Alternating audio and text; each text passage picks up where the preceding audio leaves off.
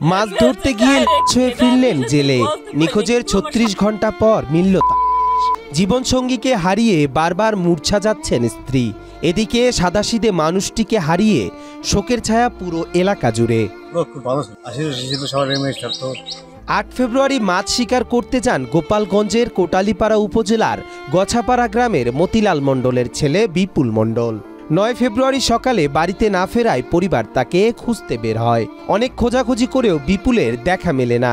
তবে ২-৩ কিলোমিটার দূরে তার নৌকা এবং তার mobile phone, torch light, gas light এবং পরনের লুঙ্গি ও গেঞ্জি পাওয়া যায়। আগে ওইরকম গেছে, সন্ধ্যার সময় ভোরে আসছে মাছ ধরে, ভাবছি ওইরকম আসবে না। তারপর আসে না, সকালবেলা আসছে খুঁজছে, দেখে যে লাল অর্ধেক পোতা, আর সেও নাই আর নৌকাও নেই। পুলিশ ও ফায়ার সার্ভিসকে খবর দিলে ঘটনাস্থলে উপস্থিত হন তারা। এ সময় মাদারীপুরের ফায়ার সার্ভিসের একটি ডুবুরি দল এসে দিনভর খালের বিভিন্ন স্থানে তল্লাশি চালিয়েও বিপুলের সন্ধান পায়নি।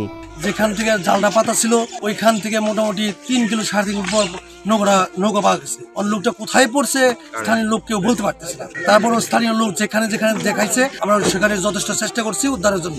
অত্যন্ত সাদাসিধে ও সরল মনের মানুষ বিপুল মণ্ডল। এমন মানুষের পক্ষে কোনোভাবেই সম্ভব নয় বলে জানাচ্ছেন এলাকাবাসী।